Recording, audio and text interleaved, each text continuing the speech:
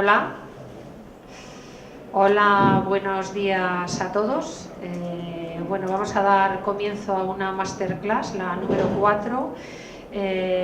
Esta masterclass ha sido organizada, patrocinada por el Máster de Comunicación Audiovisual para la Era Digital. La temática es web e interactividad.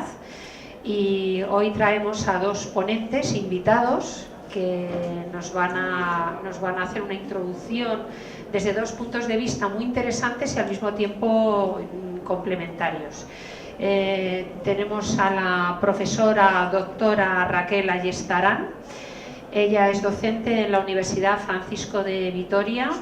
Tiene una larga trayectoria profesional, viene del mundo de la empresa, domina el enfoque desde el punto de vista del marketing y es actualmente también directora del área académica de marketing en esta misma universidad.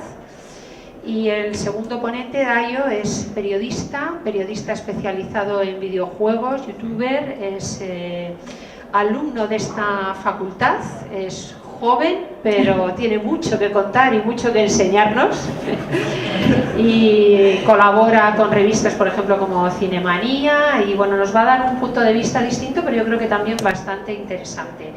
Queremos que esta masterclass sea muy dinámica, por lo tanto ellos van a hacer una presentación y van a contar sus experiencias, pero os invito a que intervengáis, a que preguntéis y que esto se convierta en un coloquio y en una auténtica interacción como el propio título de la masterclass. Bueno, pues muchas gracias y te paso la palabra, Raquel.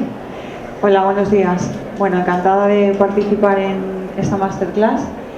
Voy a dejarle parte del protagonismo a Dayo, que sé que os encanta su perfil y ya veo por aquí algunas caras de amistad o estáis, veo, complementáis bien.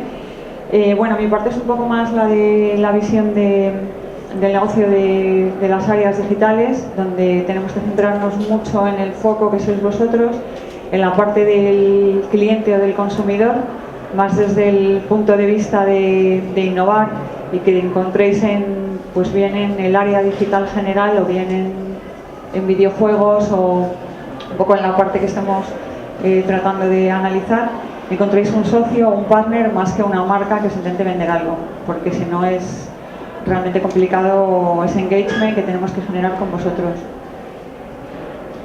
No sé, bajo esta perspectiva, Dayo, ¿cómo ven los negocios, videojuego?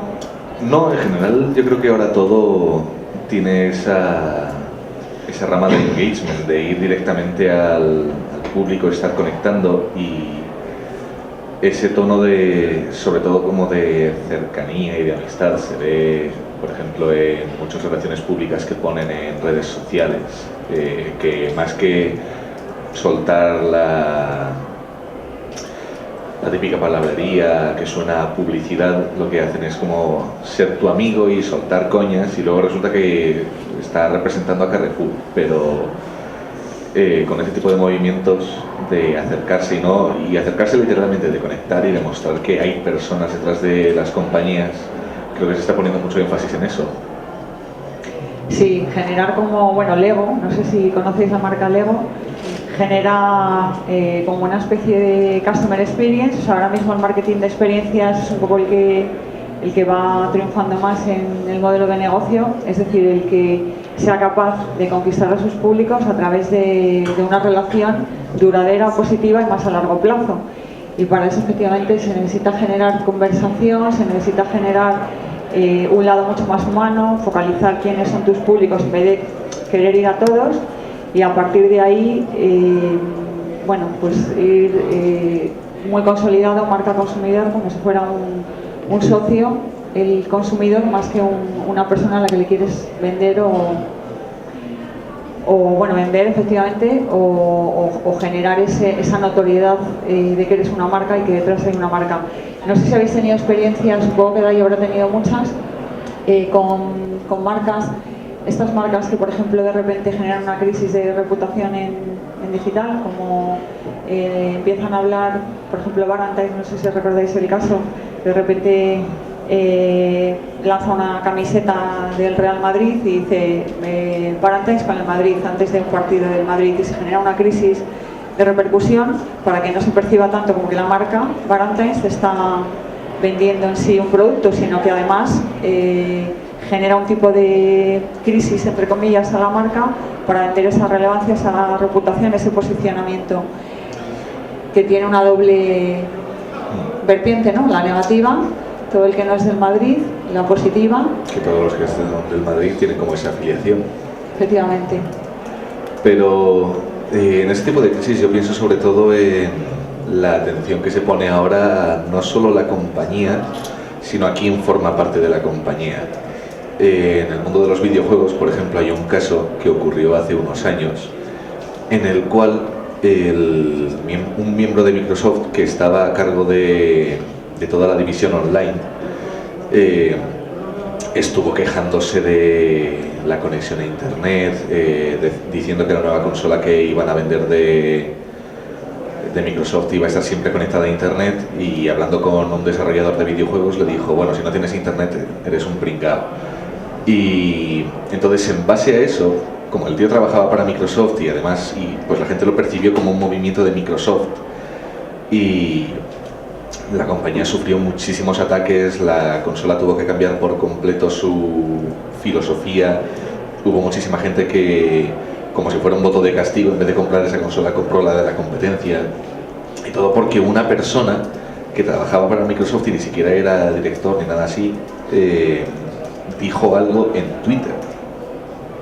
Twitter, al final, conocéis bien las redes sociales, supongo, porque sois activos.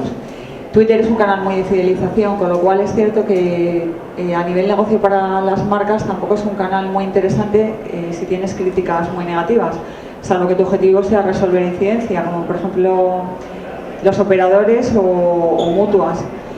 Pero efectivamente puedes crear medio ganado hablando en torno a la marca, muy positivo, o generar conversión muy negativa, hablando sobre tu marca. Conversión no me refiero a convertir, a comprar o a monetizar exactamente negocios, sino a estar hablando comunidades enteras muy mal de una marca. Nosotros hemos tenido que resolver muchas crisis de comunicación y efectivamente algunas de ellas surgen de un tuit de alguien muy conocido que la marca no cuenta con que es tan conocido, y a las 3-4 horas tenemos un listado de incidencias y quejas que lo único que generan es una mala reputación hacia la marca, y como bien dice Dayo, no solo quejas sino cambios o en la estrategia de las propias marcas.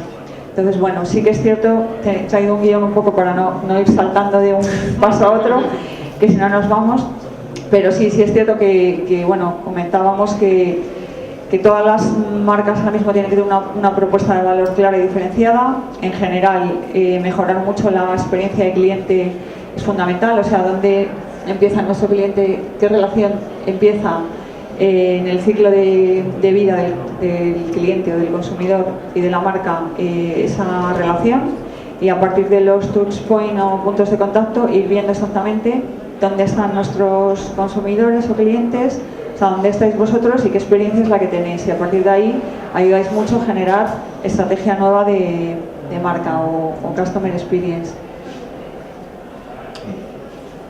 Bueno, como yo tenía una pregunta. ¿Tú piensas que, por ejemplo, en un producto como el videojuego, desde el punto de vista de la estrategia de la comunicación, hay alguna singularidad a la hora de destacar, puesto que el consumidor de videojuego, digamos, hay muchos tipos de videojuegos, pero digamos los videojuegos que más están facturando, los que están arriba, ¿tú crees que es un consumidor distinto? ¿El videojugador tiene alguna singularidad? Yo diría que quizás sea una perspectiva un poco arrogante, pero es como que el consumidor de videojuego es una muestra de cómo serán todos los consumidores en el futuro, porque el consumidor de videojuego es una persona que está muy metida en internet.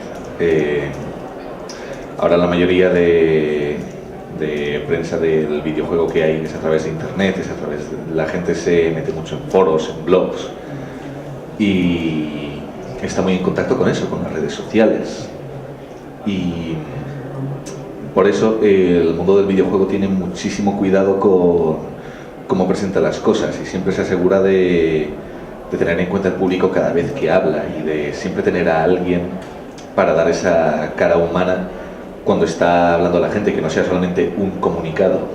Por ejemplo, una de las grandes compañías, Nintendo, directamente en sus grandes presentaciones sí que mantiene un tono más, lo que se esperaría de una empresa, más sereno, pero luego te mete sketches en los cuales sus dos principales directivos empiezan a pegarse.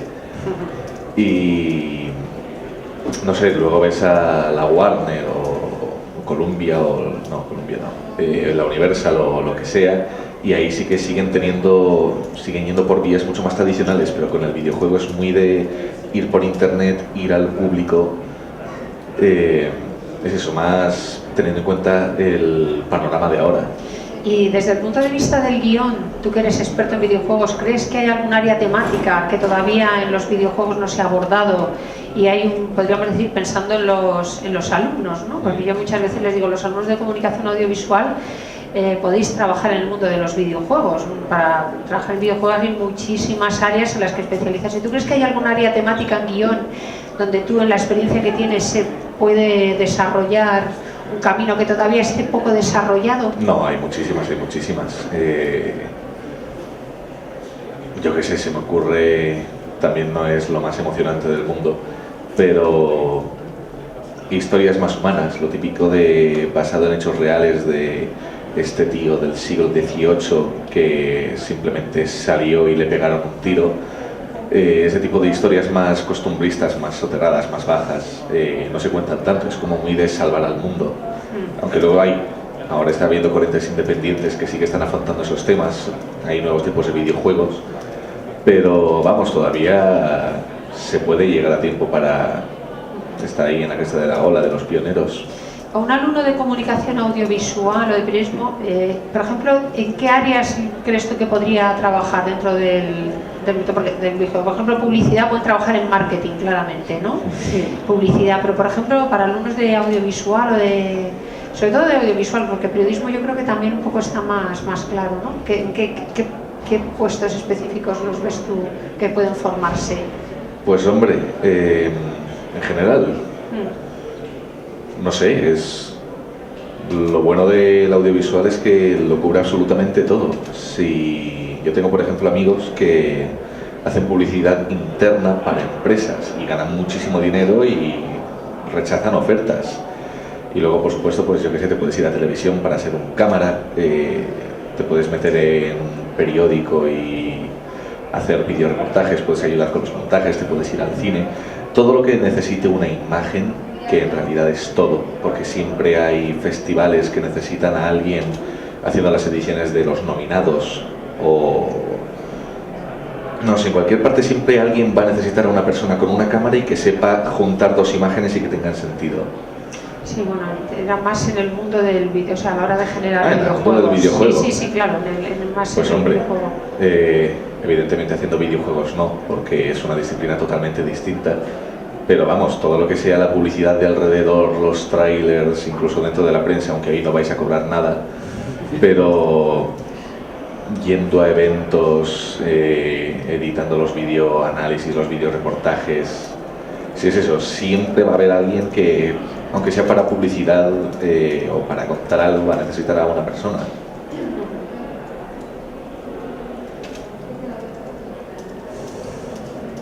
Bueno. Sí, hay preguntas, ¿no? Sí, ¿alguien quiere intervenir o plantear alguna cuestión? El hecho de que sea un medio diferente es que pensaba que había un poco más de conexión con el mundo de comunicación visual y el mundo de...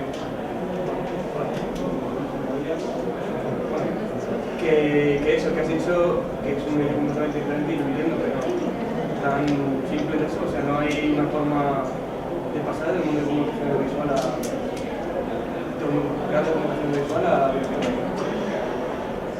Hombre, hay casos de periodistas de videojuegos que se han convertido en diseñadores de videojuegos, de directores de cine que se han convertido en diseñadores de videojuegos, pero se aprenden cosas totalmente distintas, porque Lo audiovisual es estricto, es esta película y tiene estos planos y esta historia y te la cuento y ya está.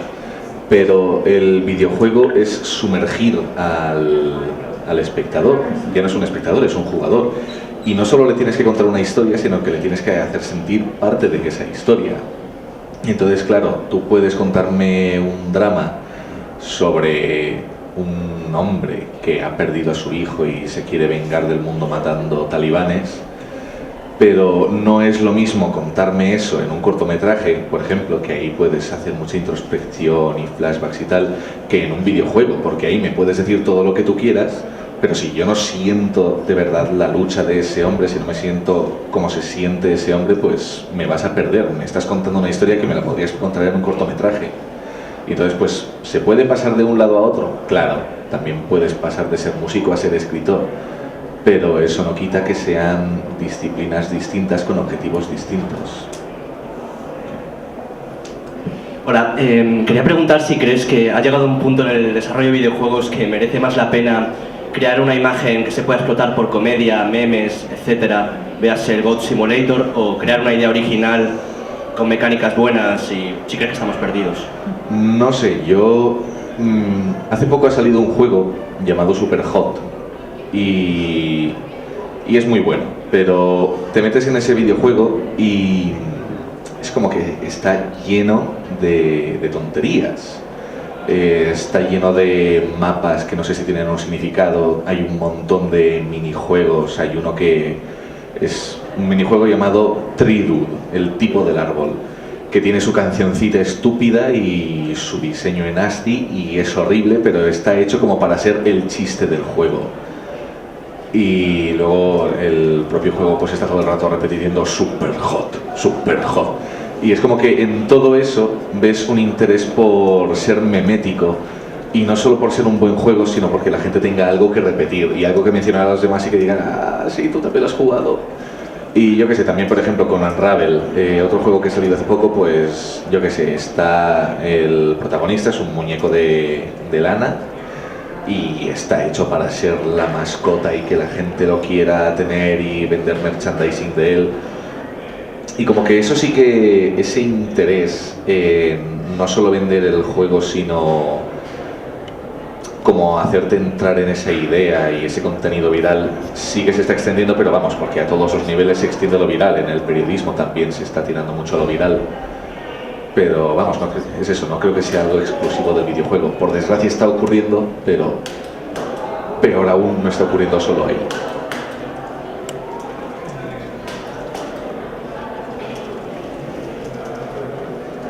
Allá atrás.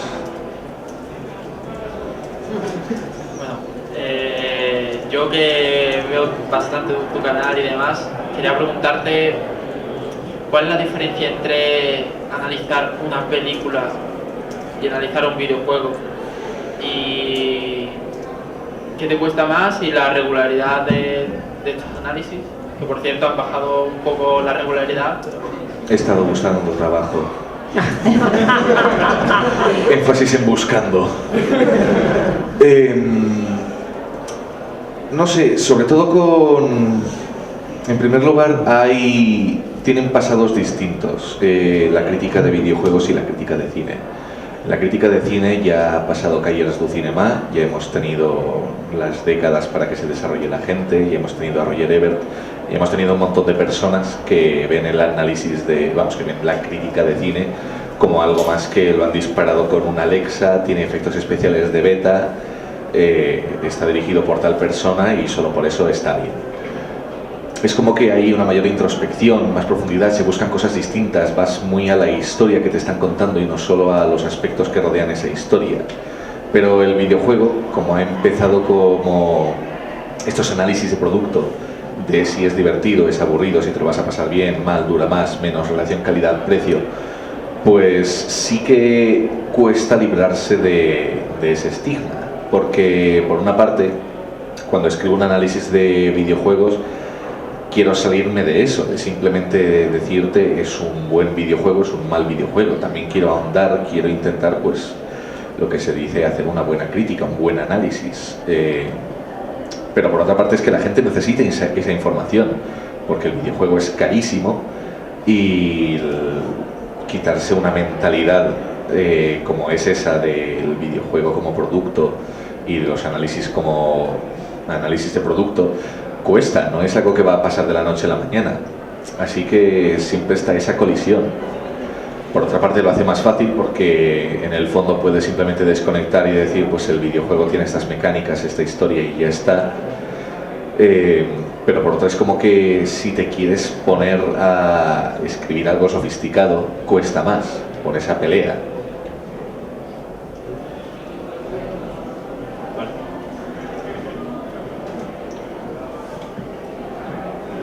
Sí, una pregunta bastante complicada. ¿Cómo se formarían estos fenómenos virales? ¿O por qué, ya sea un videojuego, ya sea un cine, ya sea un comentario en Twitter, se convierte en algo viral? ¿Se convierte en algo tan estrambótico en el caso, por ejemplo, de ya sea un youtuber famoso? ¿Por qué sucede este tipo de fenómenos, aunque sea por publicidad o por mero comentario aleatorio de una persona? Pues porque Internet facilita las cosas. No sé, en primer lugar la gente entiende mal lo que es un meme. La gente piensa que el meme es simplemente la cara de troll y letras puestas con impact. Pero yo el ejemplo en el que suelo pensar es una clase de niños pequeños y que uno de ellos pues empiece a hacer alguna tontería, yo qué sé, y todos los niños empiezan a hacer eso. Y a partir de ahí se instaura que cada vez que alguien haga una tontería, otro niño diga, pues ahí tienes algo viral. En el fondo eso es viral, eso es un meme. Y entonces, claro, Internet tiene esa forma de conectar a muchísima gente, el lado del anonimato, y hay muchísima gente que lo único que quiere es como distraerse y divertirse. Y entonces cuando les das un contenido divertido, lo van a compartir con los demás, y como hay muchísimas redes sociales para conectar la gente, pues eso, alguien se inventa la cara de troll y la gente dice, oh mira qué imagen tan graciosa me he inventado, y esa persona se la da a dos personas, y esas dos a otras dos, y esas otras dos a otras dos, y así sucesivamente, porque todo el mundo quiere no solo divertirse, sino compartir esa diversión. Y ya desde ahí pues todos dicen, no, todos lo hemos visto, pues vamos a reírnos de esto. Y yo, vamos, no creo que lo viral sea algo que ha nacido con Internet, es simplemente que siempre ha estado ahí. Todos tenemos nuestros chistes internos con nuestros amigos, nuestros latiguillos, y Internet lo único que ha hecho ha sido como potenciar eso y decir, esa es la naturaleza humana, pues aquí lo tenéis.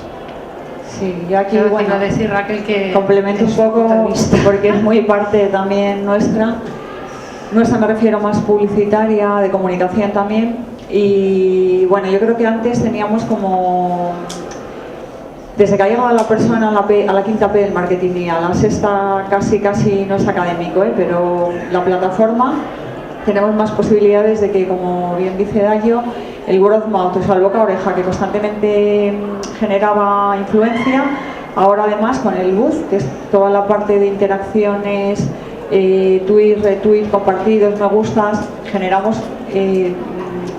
muchísima más visibilidad o influencia a través de, sobre todo de redes sociales y de contenidos propios que vamos generando en el blog, en la web. Generamos mucho más contenido propio y medio ganado, lo llamamos, que sería como un poco toda la parte de altavoz, que son las redes sociales, dinamizar contenido, el que sea, bien en un tema o en otro, y a partir de ahí depende también de la influencia que tenga la persona. En el caso de los youtubers, o en el caso, pues ya el círculo crece, se multiplica y puede llegar a ser importante o peligroso para, yo hablo más desde el punto de vista de las marcas, puede llegar a ser peligroso para las marcas. Entonces, la pregunta era exactamente cómo se genera, o por qué esa influencia, o cómo se genera... ¿Cómo es esa repercusión? Sí, ¿cómo se genera? ¿Cómo se genera no solo cómo se genera, sino también cómo afectas tanto a publicidad, marketing o incluso Publicidad, marketing. videojuegos? Pues en principio, ¿cómo se genera? A partir de, normalmente, no sé si habéis visto, bueno, Poem es una metodología que todos utilizamos ahora en publicidad, en comunicación y en marketing, que va muy unida. Medios pagados, medios propios, medios ganados.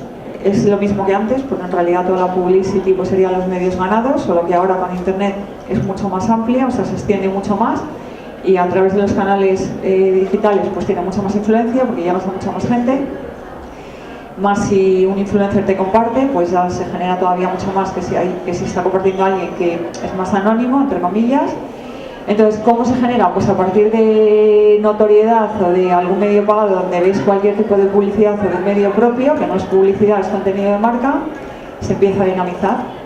Y a partir de esa dinamización del contenido se empieza a generar ese buzz, que sería como ese ruido en el medio digital, en todo internet, donde se va multiplicando en función de las personas que lo van recibiendo y deciden compartirlo.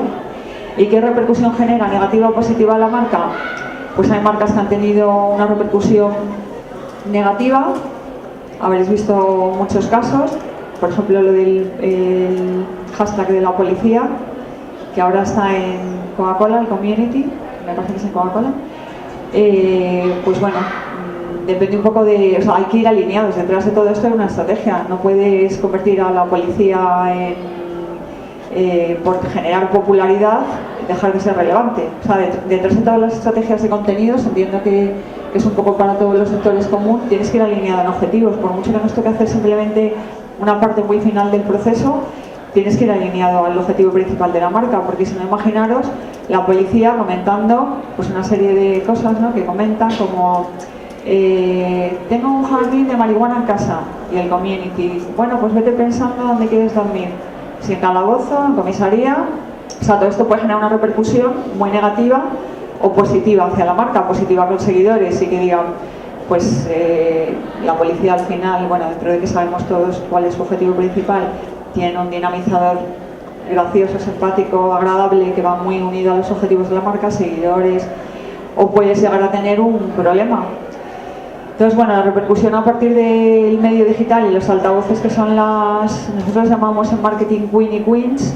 El queen es más el king, perdón, es el contenido, hay que tener mucho cuidado con ese contenido, y las queens, que son un poco las dinamizadoras, las reinas de las redes sociales, puedes tener un problema si tu contenido daña a algunos derechos, principios, o se sale un poco de lo que la marca promete. ¿Se podría utilizar este tipo de actos casi virales o virales directamente como medio para publicidad, o para publicitar, por ejemplo, un videojuego, para publicitar un corto o lo que sea? ¿Se podría utilizar? Sí, no sé. ¿O sería éticamente incorrecto utilizarlo, ya que hay formatos, ¿no? De todas formas, ya se están haciendo muchísimas acciones en los videojuegos hace muchos años, y hay un maridaje entre las marcas y los videojuegos. Ahora, a mí me gustaría añadir, yo creo que hay un cambio de paradigma, es decir, el consumidor, el videojugador, el espectador ya no es un sujeto pasivo, es un sujeto activo y un constructor de contenidos. Pero yo pondría un poquito el dedo en la llaga y os preguntaría una cuestión. ¿Por qué en algunas áreas es indudable que hay un constructor de contenidos que viraliza y ya nadie lo duda? Por ejemplo, en el mundo de los videojuegos, todo lo que tiene que ver con las opiniones sobre las marcas, los queens, lo que tú comentabas. Pero, sin embargo, hay, por ejemplo, yo que tengo una asignatura, imparto narrativa hipermedia, cuando les pregunto a mis alumnos, ¿os gustaría ver películas en el cine interactiva? Y me dicen, no, nosotros queremos ir al cine, sentarnos en la butaca y no nos apetece nada tener que decidir el final. O, por ejemplo, los libros todavía, libros interactivos, no están funcionando. Tú puedes tener un soporte digital para leer un libro, pero no hay tanta demanda de voy decidiendo si salto del capítulo 2 al 7 o voy al capítulo 10 o leo una novela como Rayuela. La inmensa mayoría de la gente ha leído Rayuela de la forma tradicional, lineal. Entonces la pregunta es, ¿por qué para algunas cosas sí y para otras no? Y ya termino. Los alumnos, por ejemplo, en esta facultad, cuando a veces haces acciones digitales de community con asignaturas en redes sociales, no son muy pro a participar muchas veces, y a veces tú pones en marcha proyectos y te queda prácticamente solo, porque al alumno a lo mejor pues realmente no le interesa tanto. Y ahí dejo un poco el tema. Es que también, no sé, hay muchas cosas que responder. Antes de nada, no sé, con lo que decías de la policía de antes, ese es el caso de la policía, pero yo que sé, por ejemplo, JJ Abrams, desde hace años, lleva publicitando las películas que él produce de forma viral. Cloverfield, por ejemplo, te ponía un montón de pósteres por ahí y nunca te mostraban al monstruo, y con eso intentaban generar cosas.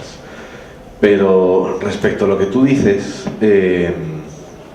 va por muchas partes. Lo de por qué a la gente no le gusta la interactividad en todo es porque, por ejemplo, si haces que una película puedas decir el final, ya no es una película, es un videojuego, y ya tenemos videojuegos haciendo eso, así que es como un poco redundante.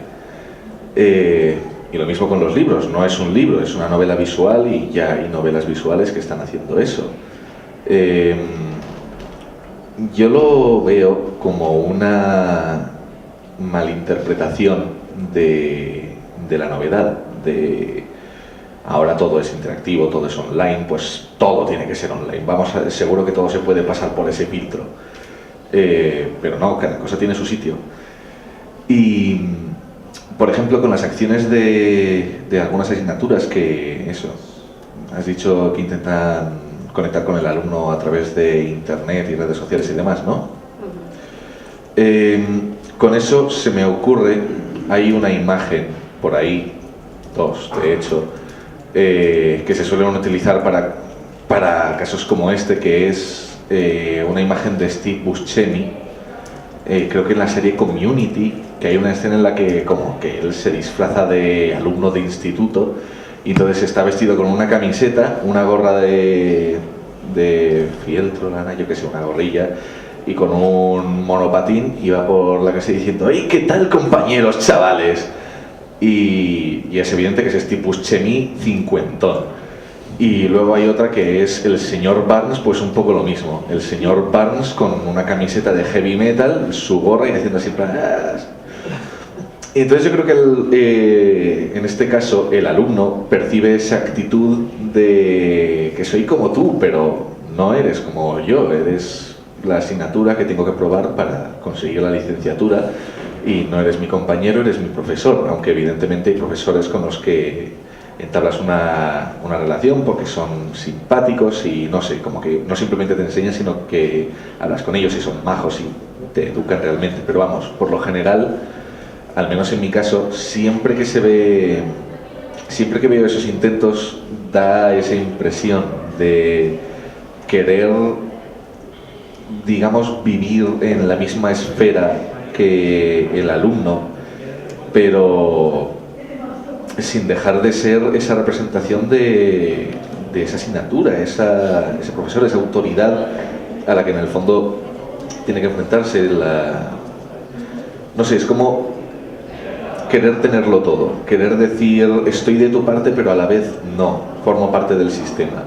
Yo creo que por eso los alumnos no estarán siempre tan dispuestos, porque es como que sigue siendo introducción a la narrativa, así que por favor déjame estudiar y ya de lo mío. Sí, bueno, hay bastantes en universidades americanas que los alumnos participan muchísimo, a diferencia de las españolas. Vamos, yo en el caso que me refería no es tanto establecer una relación de colegueo, sino dar información puntual, de ahí una masterclass o ese tipo de cuestiones. No entro en el, oye, es que soy guay y soy igual que tú, sino si quieres, efectivamente, hoy tenemos este máster, estos son los horarios, aquí tienes un cuestionario para la calidad. En España pasa mucho que todavía el alumnado, hay un gap que no se consigue traspasar. Yo estoy completamente de acuerdo en que hay que mantener tu rol, tu papel, y sencillamente es que complementas la información por otro canal que puede ser complementario, que incluso lo puedes tener por varios canales a la vez, pero bueno, por la cuestión que sea. Y con respecto al tema del cine, pues bueno, efectivamente, también yo es cierto, creo que hay veces que se han hecho experimentos de interactividad que son tan sumamente aburridos que evidentemente o le das mucho, o si no, para decir A o B, el final A o el final B, pues que efectivamente, como se ha hecho experimentos de este tipo, pues dices, pues me voy a un videojuego que me resulta mucho más divertido que esto y prefiero ver la película tranquilamente sentadito en mi butaca. No sé, Raquel, si quieres aportar tú también. Bueno, yo desde otro foco como docente parecido, sí, bueno, como docente yo sí creo que se puede. A mí me gusta mucho la opinión que ha dado Dayo, porque también se ve un poco ahí el respeto, claro, y sobre todo el saber que hay dos posiciones, pero yo sí, en ese sentido, sí que es cierto que, por ejemplo, en la parte de máster hay clases que he llegado a llevar, quizás esté mal que lo diga más por este medio, ¿no? Pero he llegado a llevar un guión y ha sido una clase totalmente experiencial, o sea, en base mucho más a lo mejor a poner una actividad para el día siguiente trabajarla y saltarte absolutamente todo el guión. O sea, llevabas tu clase preparada para 5 horas y de repente ha interesado mucho más la experiencia de la persona, en este caso la que podía tener con respecto a un modelo de negocio, por ejemplo, un poco lo que estamos hablando de cómo ir generando valor a ese negocio, y a partir de ahí indudablemente sí que creo que ha cambiado, que vosotros sois el foco, o sea, el que pone un poco en valor el negocio, ¿no? Sí que es cierto que depende mucho también de la influencia que tenga cada una de las personas que van, o sea, que están en ese negocio. Pero sí hay una parte ahí que creo que, volviendo al lado profesora, pues sí que es más interactiva.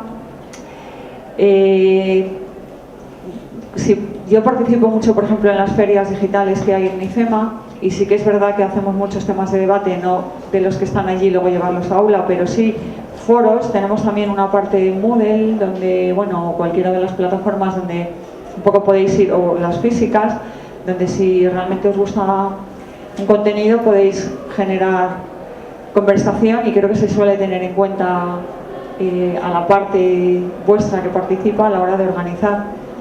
Entonces, en ese sentido sí creo que ha cambiado y ha evolucionado, y sí que creo que va acorde a cómo va el mercado. No sé si un poco más lento, porque es difícil acercar a veces posturas, pero sí. Sois prosumen al final, o sea, creáis... Me gustaría hacer una pregunta de parte de mi compañero, que está con la cámara. ¿Por qué creéis que las adaptaciones de cine funcionan tan mal en los videojuegos? Perdona, de videojuegos funcionan tan mal en el cine.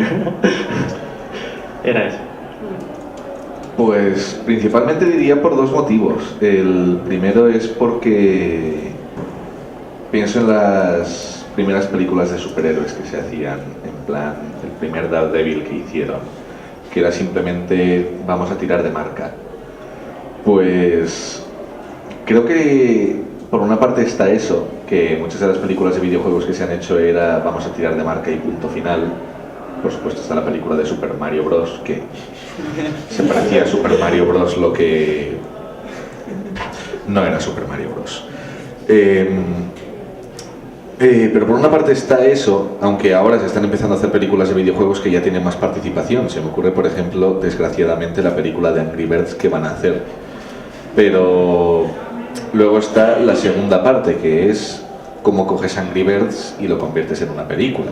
Cómo coges Super Mario Bros. Y lo conviertes en una película. O incluso los videojuegos que ya tienen una historia. Yo qué sé, si haces una película de The Last of Us, cómo coges esas escenas que tanto dependen de las sensaciones del jugador y las adaptas a una película. Yo creo que está ahí la cuestión, el que hasta ahora no se estaba pensando en hacer una adaptación fiel, y que es difícil, si quieres ser realmente fiel al videojuego, a veces el adaptar esos momentos que tanto dependen de ti. Por ejemplo, hace nada hubo un videojuego llamado Undertale que, no sé, era maravilloso y muy emocional y tal, y un tío empezó a hacer animaciones de cómo sería Undertale si fuese un anime. Entonces lo ves y dices, joder, queda muy bien porque está muy bien dibujado y ojalá un anime de Undertale. Pero al mismo tiempo, si saliera el anime de Undertale, no sé cómo conseguiría adaptar esas partes que tanto le dicen al jugador, aquí tienes el mando y dime tú qué es lo que sientes. Luego, por supuesto, hay, yo creo que las fórmulas que tienen éxito, y la única que se me ocurre ahora mismo es Pokémon, es la que sabe a lo que va y expande en lo que el videojuego no puede darte. El videojuego de Pokémon lo único que te da es las peleas y el intercambio y todo eso, y el anime te daba la sensación de aventura, de decir, es que mira cómo es el mundo en el que estás jugando.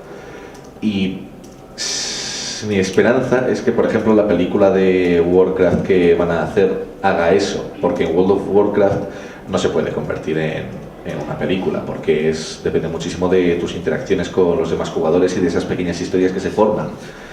Pero Warcraft quizá te consiga vender ese mundo y de decirte, es que mira cómo es el universo en el que te estás metiendo. Como esa acción complementaria creo que sí puede tener valor, pero hasta ahora creo que no se ha intentado por ahí. Bueno. Y ahí también os diría antes, como pregunta también a vosotros, ahí el problema no es la monetización de los formatos, o sea, las fórmulas que funcionan y no funcionan. A nivel negocio sí que es cierto que es un poco en función de la experiencia de cada uno de las personas y adaptar un videojuego, por ejemplo, a la medida, realmente tiene que tener una conversión a nivel monetización como negocio. ¿Cuántos realmente compraríais si se hace un videojuego muy adaptado a lo que queréis? Hombre, siempre se dice que hay muchísima gente diciendo ojalá hiciera una película de esto, pero es que luego la hacen y tenemos el estigma pasado de que todas las adaptaciones de videojuegos que ha habido han sido basura. Pero eso, ahora tenemos la de World of Warcraft, están haciendo una de otra licencia llamada Assassin's Creed y tienen buen equipo detrás y quizá de ahí salga algo medio decente. Pero es eso, no creo que sea una de que la gente no iría, sino que la gente tiene miedo de ir porque lo que ha habido hasta ahora no ha dado muy buenos resultados. Es que probablemente el elemento de la interactividad es clave, porque un libro se ha adaptado al cine muchísimas veces y a veces con acierto y sin acierto, pero al faltar, ¿no? Esa es la complicación. Es que el elemento de la interactividad es tan importante y decide tanto que dices, si estás sentado en una butaca pasivo frente a una pantalla de cine, eso es muy difícil de trasladarlo. Es muy complicado y hay que ser muy bueno para hacerlo bien, claro. Entonces, esa es la parte importante también de vosotros como prosumers, o sea, como creadores de contenido, de hacia dónde queráis que vaya la marca y lógicamente que tengáis esa implicación, o sea, ese engagement que decíamos antes, porque si hay una comunidad en torno a la marca es mucho más fácil que la marca pueda dirigir los esfuerzos hacia vosotros. Pero bueno, que iban a preguntar y yo he lanzado esto un poco. Bueno, mi pregunta es para Yosenpai y es relativa a la crisis del periodismo de videojuegos, que, bueno, voy a dar mi opinión un poco. El periodismo de videojuegos está un poco dividido entre las grandes marcas famosas como IGN o Kotaku, sí, que sus análisis parecen objetivos, pero siempre intentan vendernos algo, ya sea Doritos o Kenny Lynch, o esa impresión dan al menos. Y luego están las personalidades independientes como Jim Sterling, que sabes que no están manipuladas, pero es una persona quizás algo excéntrica. Jim Sterling es un poquito excéntrico. Y aunque me fíe de su opinión, por ejemplo, yo jugué a un videojuego que era Hyrule Warriors, puse un 9 y para mí era un subproducto. Entonces, ¿confías en una persona independiente o alguien que probablemente te esté intentando vender? No, esto es cuestión de ver de qué pata coge a cada uno. Yo, por ejemplo, sigo a Yahtzee desde hace años y sé perfectamente a lo que él va. A él le gustan, por ejemplo, los sandbox que te dan muchas posibilidades. Y por eso le encantó Prototype y por eso le encantó Infamous, pero a mí me parecen horribles. Y entonces la cosa es saber qué le gusta y qué le disgusta a cada persona, y eso con las personas individuales es facilísimo. Pero ahora por ejemplo, Yahtzee reniega de los sandbox totalmente, se queja constantemente en cada análisis. Pero va cambiando poco a poco, ahora busca otras cosas, pero es muchísimo más fácil saber a qué va Yahtzee que saber a qué va IGN, porque IGN no es IGN, IGN es todas y cada una de las personas que escriben para esa página, y entonces descubrir qué le gusta y disgusta a cada uno lleva muchísimo tiempo. Y por eso es bastante más fácil a las personas individuales, pero vamos, yo por ejemplo leo la luna de Metrópoli desde hace años y he tardado en empezar a fijarme en quién escribe cada crítica de una película, porque ya sé que me fío de tales personas y otras me lo tomo con un grano de sal lo que dicen, porque no sé si fiarme o no. Pero vamos, esto también pasa, igual con el periodismo de cualquier otra forma. El mundo no es el mundo, es toda la gente que forma parte de él. Pero luego escuchas a Pedro J y sabes a lo que va Pedro J. Y tú buscas tus líderes de opinión, como es lógico, seleccionas. Haces tu shortlist. De cierto modo. Bueno, yo son 3 preguntas o 3 cuestiones. Primero, respondiendo a la de lo que has dicho de la confianza que por una marca y tal, Dragon Ball Evolution fue patético y había una confianza enorme. Fue algo horrible realmente. Luego también, volviendo a lo de Twitter de la policía, la gente también es un poco tonta. Porque hace poco, por San Valentín, pusieron un hashtag buscando un poco la broma de robarle un beso. Si no recuerdo mal, no hacían diferenciación de género ni nada, pero la gente ya sacó de contexto completamente. Efectivamente, sí. Era como, estás robando, hay que detenerle, maltrato, quiero recordar, ¿no? Exactamente. O sea, se derivó. Y ahí sería un poco... esta gente es más fácil tirar por hacer publicidad hacia la gente, a este tipo de gente que busca polémica simplemente, o es un poco tonta, es que no sé cómo decirlo, o más centrarse en alguien. Y luego, de última pregunta, los medios tradicionales, hace poco, por ejemplo, no sé si Wismichu, tampoco lo sigo, pero hace poco ocurrió lo de Canarias y según su explicación era completamente distinta a lo que se comentaba en los medios de comunicación. Y también pasó con, si no recuerdo mal, con el Rubius, una entrevista en un periódico, que era lo mismo, que una cosa es lo que te cuenta un medio y otra cosa es lo que te cuenta la misma persona, que la misma persona además te lo cuenta mejor porque te lo cuenta personalmente. Y a lo mejor los medios tradicionales quieren meterse en el mundo, pero a la vez reniegan de él, no sé cómo... Los medios tradicionales, sobre todo los medios tradicionales deberían de trabajar más como marcas, porque es verdad que están teniendo unos problemas tremendos para adaptarse a las audiencias, mucho más jóvenes que sois vosotros, que estáis mucho más impactados.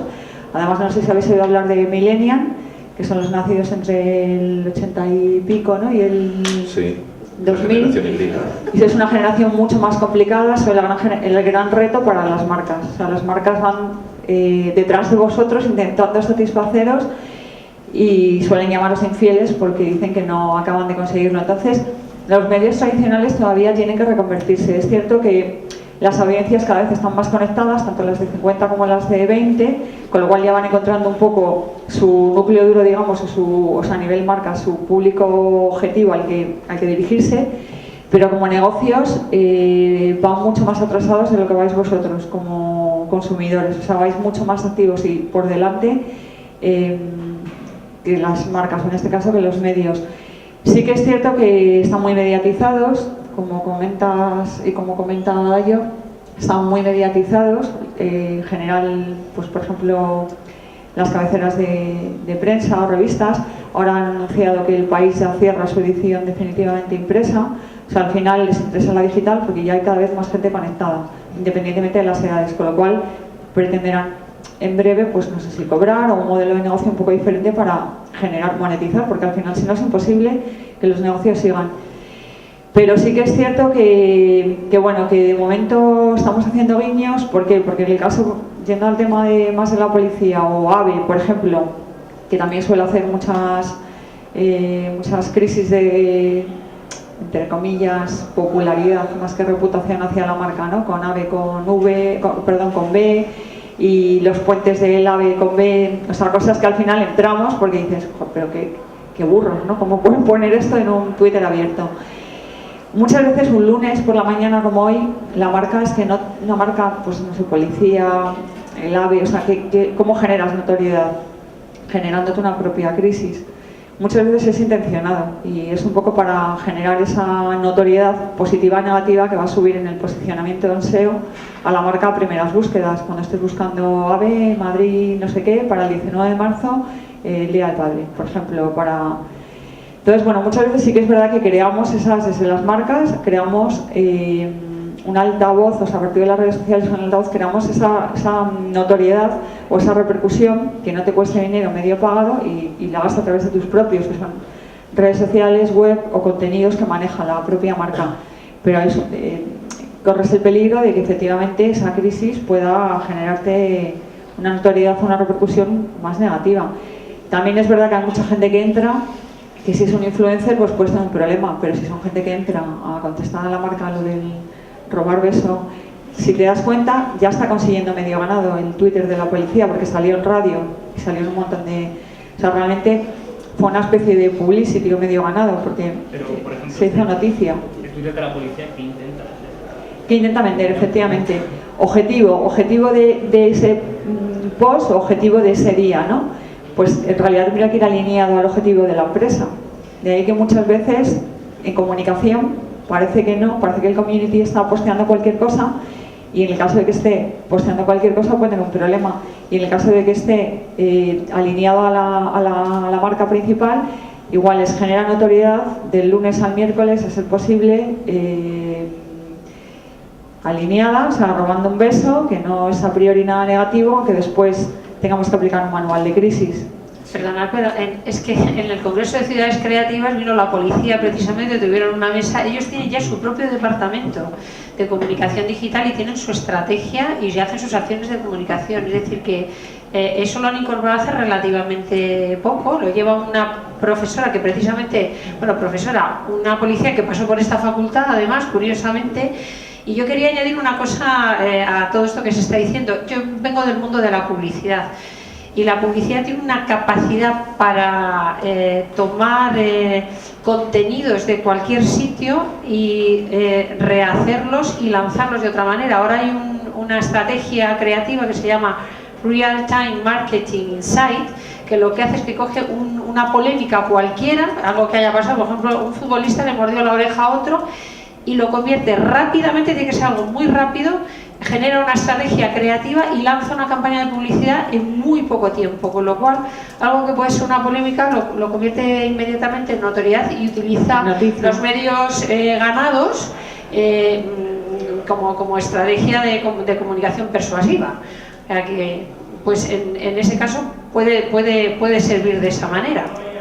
Vamos, la policía lo tiene clarísimo, no es para qué, sí, tienen claro para qué es. Lo importante es generar noticia y que se esté hablando al final de ellos. Sí que es cierto que, hombre, es mejor que se hable bien que se hable mal. En muchas ocasiones se habla mal de una marca, claro, pero aún así ya te está generando esa notoriedad, ese top of mind, con lo cual sigue siendo awareness para la marca, es positivo porque te va a generar un interés, un deseo y hasta una acción, que es clicar y decir, ¿pero qué está pasando? Voy a verlo. Y al final no dejas de tener esa notoriedad en las marcas. Sí que es verdad que cambia un poco porque si tu notoriedad es muy negativa vas a generar rechazo, pero en general, ¿qué te genera rechazo? Que no, es un poco como la Coca-Cola cuando los despidos y los seres, pero al final, ¿quién dejaba de comprar Coca-Cola? Igual es esporádico, pero un día o dos, bueno, pues voy en contra y a favor de lo que es real y los valores y la justicia y por qué una marca como esta que está ganando, tal.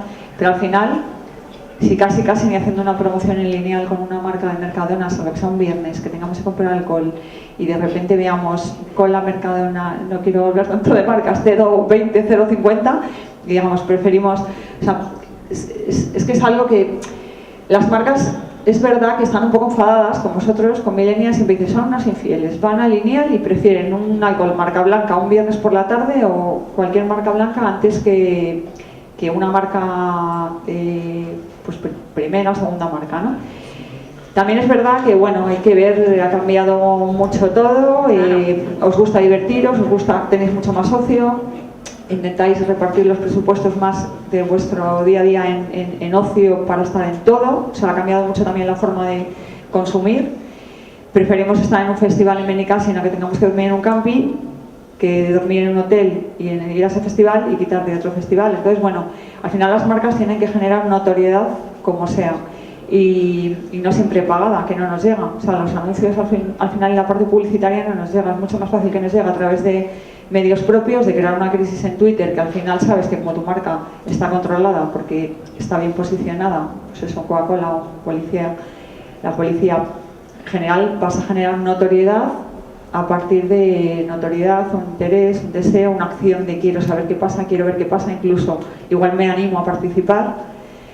Y realmente la repercusión a medio o largo plazo no es negativa, con lo cual a largo plazo creas una relación con la marca que no deja de ser positiva, incluso lo sigues, te gusta, tienes tus momentos malos y buenos, como en cualquier relación, pero suele ser favorable y sobre todo eso, viralizas, comentas, cuentas, generas esa notoriedad hacia la marca, ese top of mind que al final es lo importante para ellas. Y esa imagen realmente merece la pena, o sea, el público que te ganas merece la pena realmente, porque, por ejemplo, entiendo de marcas como Old Spicy que juega con los tuiteros que lee de esto, pero Policía realmente gana tanta publicidad buena, por así decirlo, o tanta... Eso es tan sencillo como hacer una investigación y antes y después, es decir, que al final no es lo que nos parezca a nosotros, sino es investigar realmente y... Por ejemplo, en el caso de las marcas, de los productos y los servicios, hay técnicas como la modelización, donde tú defines con una serie de variables, que es lo que importa a la hora de la toma de decisión, y los anunciantes están comprando lo que se llaman GRPs y llegan a acercarse tanto que cuando tú haces una campaña de Toyota prácticamente por poco fallan a cuánta gente se va a acercar a un concesionario a preguntar por un coche. Es mucho más... De hecho, cada vez trabajan más en comunicación matemáticos. Se contratan a bastantes matemáticos para todo esto. Sí, matemáticos, programadores. Es verdad que nosotros, o sea, yo te lo resumiría la respuesta como un cuadro de mando pequeño. Cuadro de mando me refiero a objetivo de tu empresa general, objetivo en marketing digital o en redes sociales, de ese post concretamente, y el KPI, o sea, el resultado, el indicador de rendimiento de cómo va. Pues si tienes 1000 negativos y 5 positivos, evidentemente hay que cambiar porque el siguiente no va en línea, o sea, no va alineado al objetivo principal, ni al principal ni al digital, o sea, ni al de la policía ni al digital de policía. Pero en general sí que se crea repercusión y positiva. Incluso muchas veces te permite, un poco lo que decíamos antes, que el consumidor participe y sea el centro de tu negocio, por decirlo de alguna manera. Y si ya das con un influencer que encima te puede decir hacia dónde quiere ir todo su círculo de influencia, es que el ego lo está haciendo. O sea, al final se ciñe mucho, ya no es tanto, aquí tenía un poco, ¿no?, el titular, para no perdernos, la experiencia de los clientes realmente es en lo que va a sustituir al CRM. O sea, al final no vamos a necesitar tanto canal de fidelización como esa experiencia de cliente, tenerla muy modelizada, muy parametrizada, y si es positiva, fidelizar a unos pocos. Y te digo otro ejemplo, móvil. En este año estuvimos ambas, coincidimos allí en Interbrand. A mí me sorprendió que entre las 20 primeras marcas estuviera Movistar y Mutua Madrileña. O sea, como una mutua, hay un operador que tiene en sus redes sociales todo crisis, todo quejas, pues porque uno de los KPIs, o sea, indicadores de rendimiento, es ligado al objetivo, es resolver incidencias. O sea, al final se han centrado en ese público que realmente tiene, por ejemplo, Movistar o Mutua, que son, no lo sé, 3.000 personas, vamos a pensar, fieles, y tratar de escucharlas y de darles ventajas, con lo cual, y luego ir resolviendo también las incidencias a través de canales como por ejemplo Twitter. Y al final ahí han hecho una buena gestión porque han viralizado en positivo, han compartido en positivo esas personas y va creciendo el círculo de consumidores o de clientes favorable hacia la marca. Los que van a las grandes marcas, por ejemplo, ahí lo tienen quizá un poco más complicado, por eso digo lo de los alcoholes, lo tienen más complicado porque es verdad que son un público muy amplio, muy grande. Entonces, antes también creo que ha salido el tema con, no sé exactamente cómo era el formato del tema, pero algo así como Warner Bros. O bueno, ha salido como grandes marcas y pymes, ¿no? O empresas más pequeñas. Los grandes blockbusters, ¿no? Las películas blockbuster, Sí. y el cine Tienen estrategias un poco diferentes. Pero incluso el cine independiente, por ejemplo, el cine independiente americano de los hermanos Coen, lo que se llama allí cine independiente, no tiene nada que ver con el cine independiente europeo, con lo cual es todo mucho más complejo. Lo que sí que es cierto es que la estrategia de las marcas y los anunciantes pasa muchas veces, no tanto a veces por captar nuevos clientes, sino porque los que tienen, mantenerlos, ¿no? Que es lo que realmente porque sale muy caro. Una vez que ya has pagado un dinero por fidelizar a un cliente, lo peor que te puede pasar es perderlo, ¿no? Entonces, al final la estrategia pasa por... También depende de la marca. Se trabaja muy diferente. Ahora tenéis la posibilidad de no solo trabajar en grandes marcas o en grandes... Las pymes están ofreciendo áreas muy interesantes para trabajar, porque se trabaja de una manera más transversal, con matemáticos, programadores, tienes como mucho más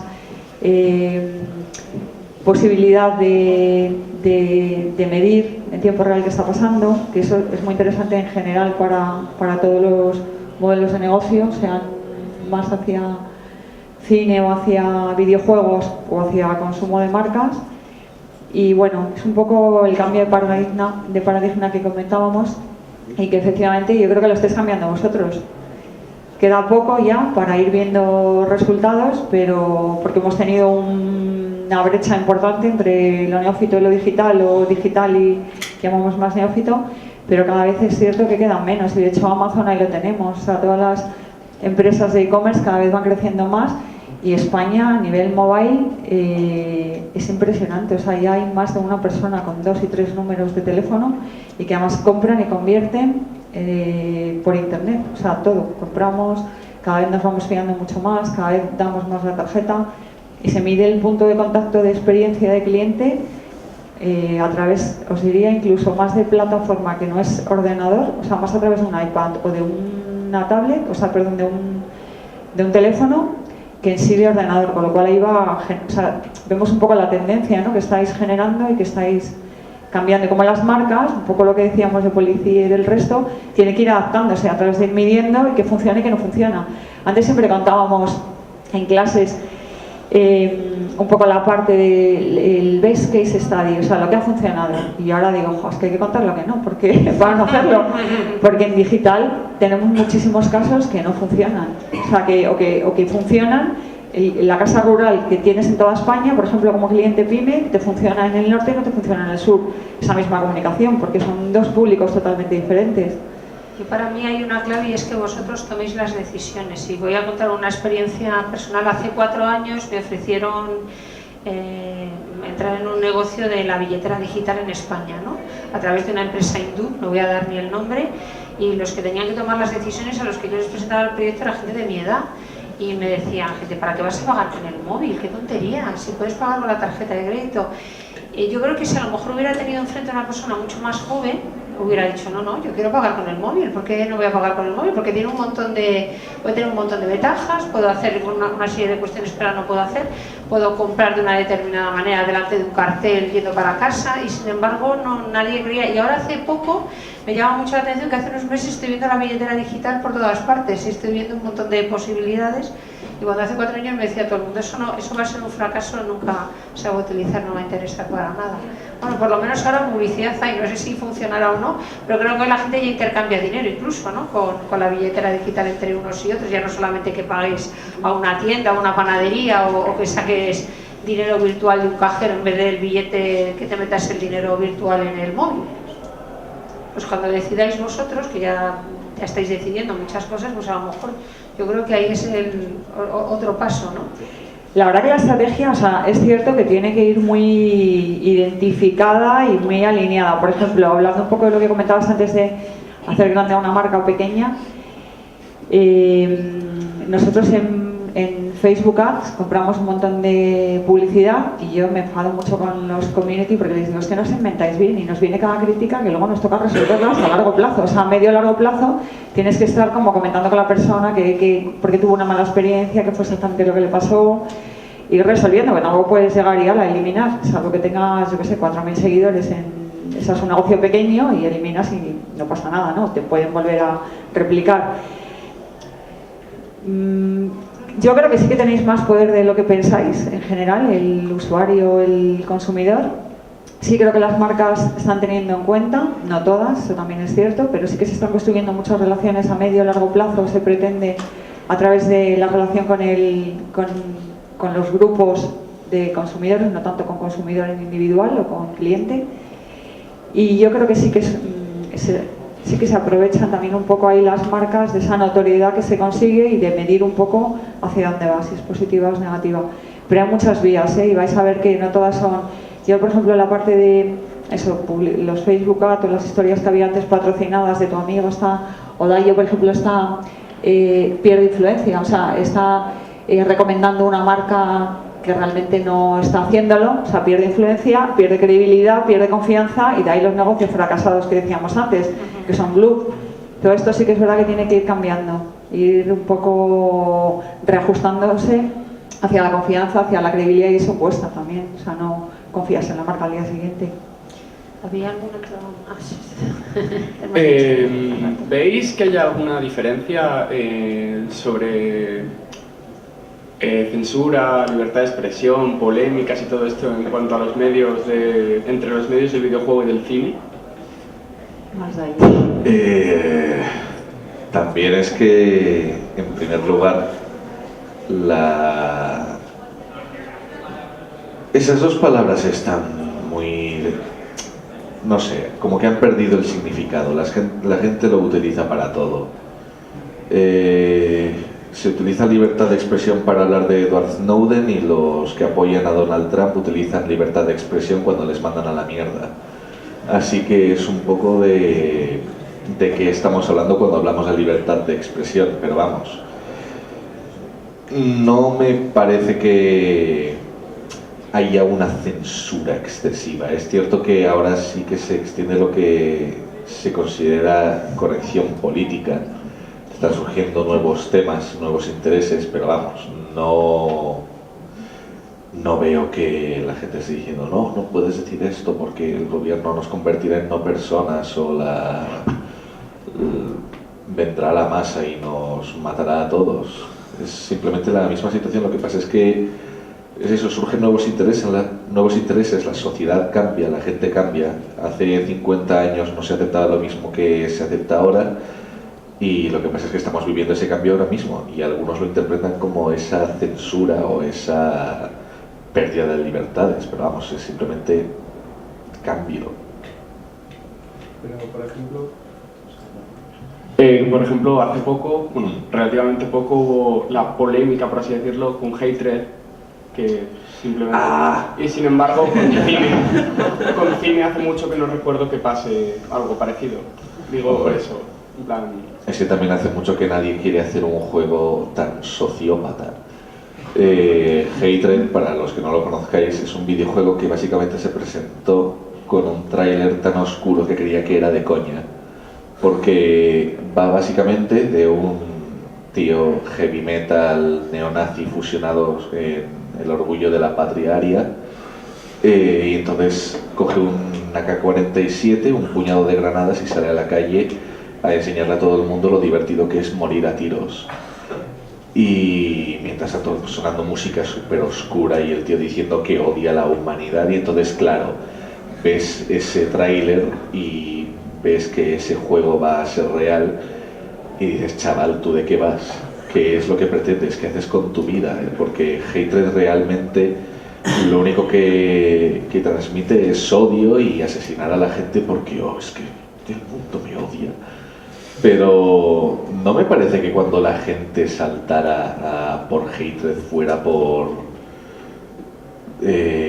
censurarlo ni nada así. Es simplemente porque Hatred es los videojuegos estúpidos que estaban en el Newgrounds de 2004, pero ahora es una superproducción, pero ahora con un motor gráfico en 3D y con sus niveles y sus tonterías, pero vamos, es que no tenía ningún valor. Recuerdo también el Dead or Alive Extreme 3, Extreme Volleyball 3, yo qué sé, un spin-off de un juego de lucha protagonizado por chicas en ropa demasiado ligera, y dijeron que no lo iban a sacar en Occidente por cómo estaba la situación, y la gente dijo, censura, pero no sé, es un juego de chicas en bikini jugando a voleibol. No sé, tampoco es que se pierda tanto. El mundo no va a ser ni mejor ni peor porque no salga ese juego, porque, no sé, ya existe el porno. Y entonces es eso, es una de saltar muy deprisa y muy sin pensar y sin ver qué es lo que está pasando. Entonces, claro, si empiezas a lanzar mierda a la cara a la gente, pues evidentemente te van a llamar la atención, y eso es lo que pasó con Hatred. Y rollo parecido con lo que hacen ahora, con lo que han hecho con el Fire Emblem, de quitarle un minijuego porque dicen que... Es que es lo mismo, es que es... El minijuego de Fire Emblem era que entraba gente en tu habitación y se ponía en ropa interior y tú les acariciabas. Y entonces no voy a decir que no sea tentador el tener un maromo en mi cama y yo frotarle el abdomen después de una pelea, pero ¿para qué? Es decir, yo no voy a eso cuando compro Fire Emblem. No compro Fire Emblem en primer lugar, pero vamos, no lo compraría ni lo voy a dejar de comprar por eso. Es una adición que me parece extraña.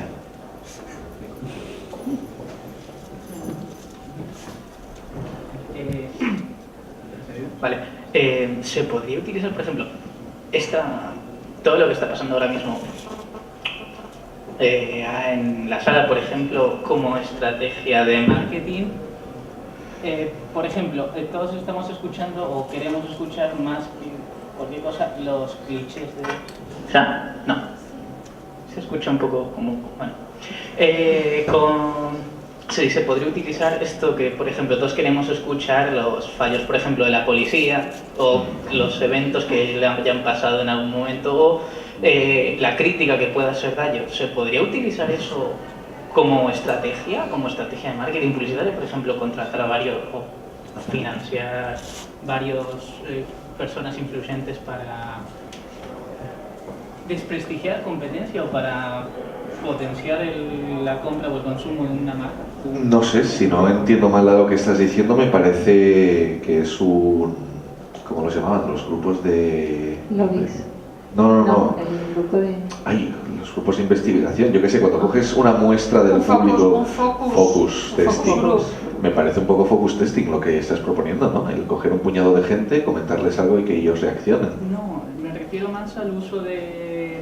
Sí, yo te he entendido, creo que te he entendido. Gente muy influyente que lo que se busca simplemente es el momento cliché, el momento, por ejemplo, de Dayo, queríamos escuchar todos criticando algo, criticando, por ejemplo, Fire Emblem o, por ejemplo, los fallos de la policía, o momentos de los que jamás de los jamases alguien va, o alguien con, no sé, más de una neurona pondría una tarjeta de crédito en el móvil, porque un móvil no es un teléfono, ahora mismo un móvil es un ordenador portátil, es incluso más potente. Por eso, lo que nos buscamos, sobre todo gente así, joven, que lo que quiere es eso, ¿se podría utilizar esto como una estrategia para vender o para...? Sí, evidentemente al fin y al cabo es un latiguillo. Y si utilizas eso es como repetir una y otra vez tu eslogan. La gente es como que da una cierta seguridad. Entonces, si yo, por ejemplo, el día de mañana me volviera súper condescendiente y todo me pareciera genial, a la gente le parecería que algo ha cambiado de forma demasiado brusca y entonces empezarían a hacerse preguntas de qué es lo que ha pasado y quizá en vez de sospechar que, pues yo que sé, que yo he decidido cambiar de un vídeo a otro mis sensibilidades y que ahora voy a ser más amable, quizá digan, oh, es que le han comprado. O lo mismo, si la policía de pronto empieza a ser demasiado seria, pues la gente diría, hey, tú antes molabas, antes eras estúpido, ahora eres la policía. Por una parte está eso, pero por otra parte también está el hecho de que una vez que has construido algo, una vez que la policía empieza a hacer sus adorables meteduras de pata, ya no puedes moverte de ahí porque entonces pierdes la marca que has construido. Así que es un poco ese estar entre la espada y la pared de si quieres cambiar con cuidado, pero vamos, en el fondo eso sí que lo puedes utilizar como una estrategia de marketing. Es eso, es un eslogan. Es sigo a la policía para seguir sus estupideces o me sigues a mí para que sea crítico. Claro, depende mucho. En el caso de Dayo perdería su credibilidad, entiendo, como influencer, con lo cual tiene que tener mucho más cuidado a la hora de hacer sus comentarios. Y en el caso de las marcas es un poco distinto. Nosotros al principio digo, cuando hacíamos estrategias de marketing pues en 2008-2009 en redes sociales, sí que es verdad que a muchas blogueras le dábamos producto a intercambio. Ahora se pagan las menciones o los tweets, aparte del caché, o sea, es muy diferente. ¿Qué credibilidad tiene? La notoriedad que te genera. Es un poco como lo del anuncio de Mao y voy a poner un ejemplo concreto, el de David Muñoz. Te cuesta el precio medio del restaurante 100 y pico euros y conseguir mesa 4 meses. O sea, el objetivo es conseguir una cena en un sitio de moda y con un cocinero genial. Y luego, sin embargo, como influencer, en la campaña se le paga por un caché bastante alto y simplemente porque diga en Diverso nadie viene a cenar, solamente a beber Mao. O sea, es que es un poco, ¿no? O sea, depende cuál es el objetivo, cuál sería la estrategia de marketing o cuál sería el objetivo de la marca. Es que cambia mucho. O sea, probablemente si quisieran que David Muñoz fuera un crítico de la cebada, el agua, de la cerveza, tendríamos que tener mucho más cuidado, o sea, que diera una opinión. Otra cosa es que generes una opinión en un formato publicitario y te paguen por ello, pues al final va a generar esa notoriedad que decíamos. Al final los objetivos son un poco distintos. Yo, para resumirlo, la credibilidad de los influencers la veo muy diferente y creo que son prescriptores de marca y que tienen que tener mucho más cuidado, porque si van muy a favor de la marca pueden llegar a tener un problema con sus seguidores, cosa que si los incluyes en un formato publicitario donde todo el mundo sabe que es un medio pagado, pues cambia, ¿no? Es mucho más una broma, como comentaba, o bueno, ya están estos de la policía o de Mao y tal. Cambia mucho. Sí que es verdad que ahí seguimos mucho en la influencia de los celebrities de Estados Unidos, que aquí, bueno, es un poco diferente lo de pues Beyoncé de Pepsi o Shakira, yo también. Es un poco distinto, ¿no? También depende para qué.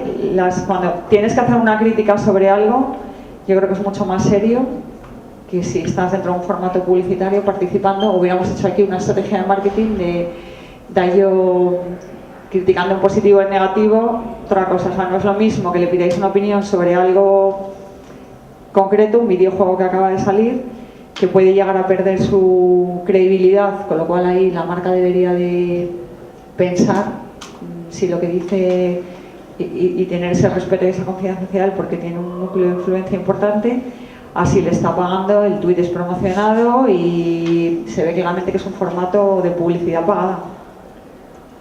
Ahí sí que hacemos esas diferencias también. Sí, yo es para Dayo, una pregunta. ¿Qué opinas de los DLCs, Season Pass y todo lo que... contenido derivado de juegos? Esto no tiene nada que ver. Sí, es contenido adicional que ha surgido del mundo digital, más o menos. No sé, es algo que hasta cierto punto cada vez acepto más en cierto sentido. Depende del juego, depende del caso, pero vamos, en general, cuando salió me parecía que era una mala adición, y además cuando te lanzan un videojuego diciéndote directamente ya estamos pensando en el DLC antes de que salga el juego, pues chico, ¿qué estás haciendo? Primero dame el videojuego y luego ya cuando guste pues dices, pues se nos ha ocurrido esto, pero vamos, por lo demás. También tengo un vídeo al respecto. Yo tengo una pregunta. ¿Cuáles son las mayores dificultades a las que se enfrenta un influencer día a día?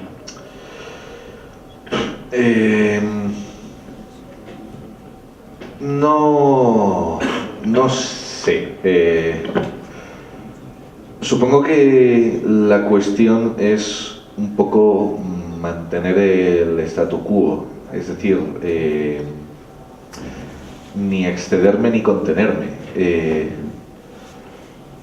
Tengo que mantener el contacto con vosotros, de vez en cuando mirar los comentarios, responderos, tengo que poner cosas, la ocasional tontería, para que veáis que todavía soy guay.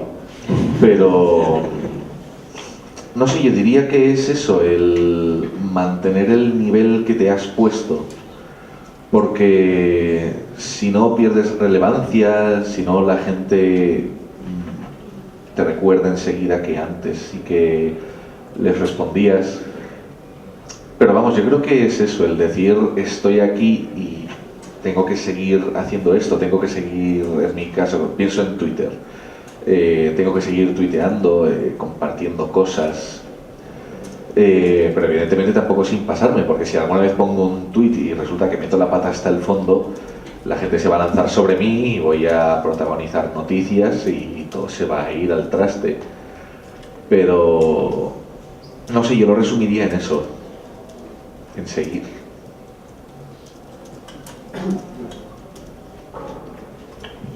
Hola, buenos días. Yo tengo una pregunta un poco general, pero me voy a centrar más en el caso de los videojuegos, porque ya que estaba yo aquí. ¿Creéis que de alguna manera la demanda de los productos tecnológicos o el uso que le da la sociedad a los productos tecnológicos afecta o determina después al desarrollo de esa tecnología en sí? Me remonto al ejemplo, por ejemplo, de la Play 4. Tiene ahora una cosa que es el botón Share, que es un botón que te permite grabar una partida, ya del juego que sea, y compartirla al momento en redes sociales o en la misma página de PlayStation. ¿Crees que esto está un poco influenciado por el movimiento gamer y el hecho de que ahora la gente suba sus vídeos a YouTube de videojuegos, jugando videojuegos? ¿Crees que quieren acercar eso más al público? Yo creo que sí, que todas estas acciones, el hecho de que sea tan fácil conectar el móvil a las redes sociales y que todos te metes en un artículo y te pone enlaces para compartir por Twitter, por Facebook, por Google Plus, por donde sea. Yo creo que viene de esa, más que de el desarrollo de aplicaciones concretas, del hecho de que la gente se va dando cuenta de que el público no es solo una masa compradora, sino que son personas que tienen intereses, que quieren compartir algo. Cuando lo ven, no solo es un girar las clavijas de la forma adecuada para que empieces a comprar, sino también que tú te relaciones con el producto y no solo que lo tengas para ti, sino que lo lleves con los demás. Y con los videojuegos, por ejemplo, el que la Play 4 puedas compartir lo que grabes, es la industria dándose cuenta de que la mejor publicidad que pueden hacer es un amigo diciéndole a otro: mira lo que he hecho en este videojuego. Y lo mismo, por ejemplo, con Eurogamer se puede tener a la mejor plantilla del mundo, pero luego si la gente lee eso y punto final, no va a llegar a ninguna parte. Lo que tiene que conseguir no es solo que la gente lo lea, sino que entre ahí, que empiece a comentar, que lo comparta, que la gente se relacione y que luego vuelva a Eurogamer por esa idea que se van formando los demás de: oh, es que esta persona escribe aquí, es que me voy a encontrar con esto. Yo creo que es eso, es un darse cuenta de que el público es gente. Totalmente de acuerdo, es estrategia medio propio, o sea, vamos a través de nuestros medios propios, la web, pues a toda la parte de contenido que generamos y controlamos la marca, a ver qué repercusión tiene con el botón de share, qué repercusión está teniendo, si positiva o negativa, para ir un poco midiendo esa experiencia que decíamos antes. Entonces podríais decir que de alguna manera la demanda, o por así decirlo, la sociedad, es la que determina el desarrollo tecnológico, ¿no? Yo lo que quisiera decir es que existe la investigación de mercado desde hace muchísimas décadas, que lo que hace es investigar precisamente qué es lo que la sociedad o el consumidor necesita, y el desarrollo va en paralelo, lógicamente, independientemente de que pueda haber un visionario como Steve Jobs.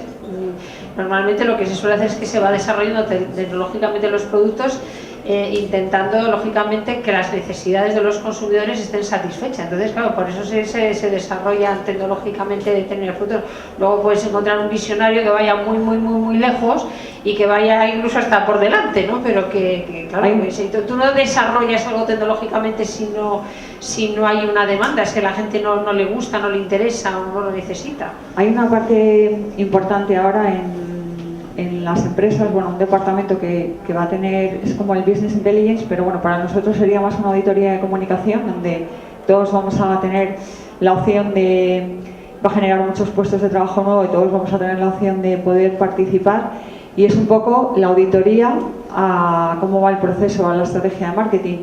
Y es un poco, o sea, auditamos desde la parte digital, alineada también a otros procesos de patas del marketing, por decirlo de alguna manera, cómo va la estrategia en tiempo real. De momento la tienen pocas empresas, porque es verdad que estamos creciendo, los departamentos digitales todavía no generan la inversión que deberían, porque es todo gratis principalmente. Todos estamos, es un poco lo que decíamos, a monetizar contenidos es muy difícil. Antes habéis comentado lo de Pokémon. Uno de mis compañeros de esta universidad, además publicitarios, quien está desarrollando muchísimos contenidos, entre ellos el de Pokémon infantiles, y dice, bueno, poco a poco, pero cero y poco, para un público muy educado, que suele, o sea, educado me refiero, educado a pagar, que suele ser mucho más el de Apple que otros que, bueno, en Apple lo primero que metes es tu tarjeta cuando compras, con lo cual ya educado a pagar no es que no te queda más remedio, ¿no? Entonces, bueno, sí que es verdad que todos están incluyendo todas las marcas el botón de share, un poco para no irme por las ramas, y son estrategias absolutamente enfocadas a la escucha, a la monitorización que dice el consumidor, principalmente porque ha habido un boom ahí de millennials que habéis dicho no voy con esta marca, no voy con la otra, y porque también tenéis un poco la opción de, pues eso, ¿no? Cuando hubo aquí el Decode Festival y cayó el cartel principal, hubo ahí una repercusión en digital, redes sociales, aparte del word of mouth de fuera, o sea, los que estabais aquí, muy negativa, ¿no? Estamos pagando y qué pasa. Entonces, sí que es cierto que las marcas cada vez escuchan más a través de sus departamentos de auditoría, auditan y ven un poco, ¿no? Este tipo de... o lo que una marca piensa que puede ser como positivo, en un proceso de marketing de repente auditoría de comunicación le dice que no. O sea, por ejemplo, ¿quién te dice que en el anuncio de Mau igual Mario Vaquerizo no va a tener más menciones positivas que Dani Rovira, que dejó de aparecer? O sea, y al final un poco los que auditamos, o en El Hormiguero es el productor del Hormiguero, otro buen amigo. Al final es un formato totalmente diferente, es un formato muy americano, muy Los Ángeles. Me traigo a la gente, no les pago, pero en definitiva les promociono y no les cuesta llegar. Y un poco vosotros a través de los hashtags vais generando qué es exactamente a partir de los compartidos, qué es lo que queréis. No sé, me enrollo y al final creo que incluso tenemos que ir acabando, ¿no? Yo creo que son las 12. No sé si los organizadores tienen algo que... ¿Cómo estamos? Porque hay otro evento ahora, ¿no? ¿Perdón? 15 minutos. ¿Querías la palabra, no? Sí. Bueno, mi pregunta es sobre si a la hora de hacer un análisis de un videojuego, y hasta qué punto influye el hecho de que haya otros cientos de análisis del mismo videojuego que hayan salido antes. Esto es algo que en mi caso se aplica a todo, que es que no hay que repetir lo mismo que dicen los demás. Con esto no quiero decir que haya que inventarse cosas, pero analices lo que analices, un videojuego, un libro, un disco, lo que sea.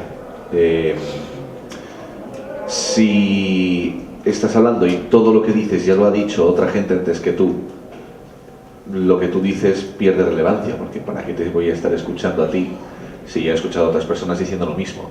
Así que la dificultad, cuanta más gente analiza algo, es encontrar algo nuevo y sobre todo encontrarlo sin estar buscándole las tres patas al gato, sino que sea una de he visto esto y realmente está ahí, no me lo estoy inventando. Pero vamos, eso es algo universal.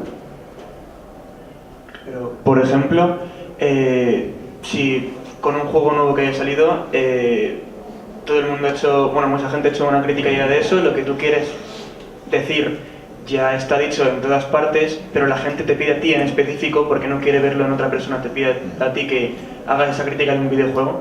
Es tres cuartos de lo mismo. La gente me pide un montón de análisis, pero hay algunos que sé que dicen que me quieren oír a mí repitiendo lo que ha dicho todos los demás, pero a mí no me basta, porque yo evidentemente tengo mis estándares para lo que busco. No solo quiero daros un vídeo y que lo consumáis y muy bien todo y ya está, sino que quiero hacer un buen trabajo. Y entonces hay veces en las que me digo que no puedo hacer algo, primero porque consume muchísimo tiempo y segundo porque siento que no puedo aportar nada a la conversación. Por ejemplo, hay una serie Neon Genesis Evangelion que es mi favorita y llevo muchísimo tiempo queriendo analizarla, pero todo el mundo ha hablado de Evangelion.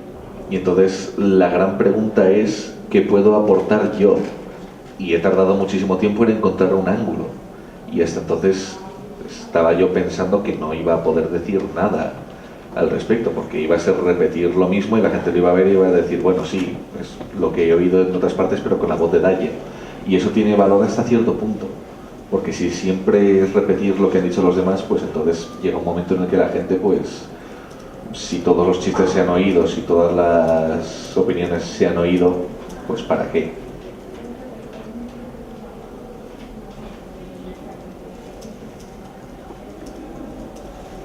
¿Alguna pregunta más?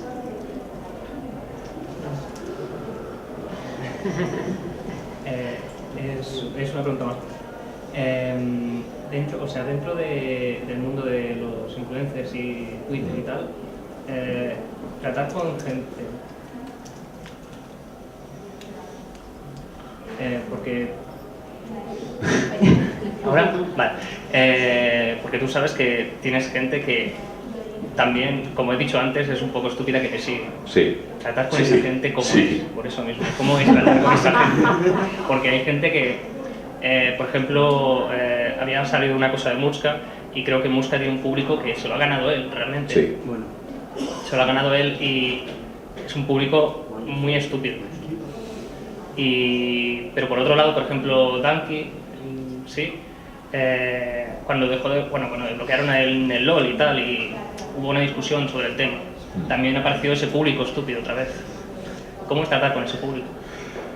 Pues depende de lo que busques. Yo a veces lo único que quiero es hacer el imbécil y pongo una imagen de algún anime estúpido, una cita hentai y me echo unas risas con la gente. O pongo una imagen de reacción estúpida y escribo simplemente loles y la gente me responde con imágenes de reacción estúpida y te diviertes con eso. Evidentemente llega un punto en el que te saturas y dices, vale, me apetece tener alguna conversación racional y decir más de 5 palabras y que tengan todas sentido.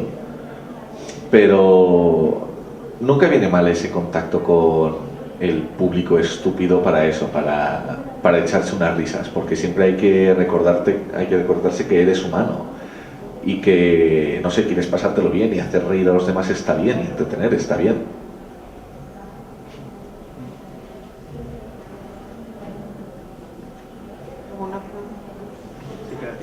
Unos 5 minutos.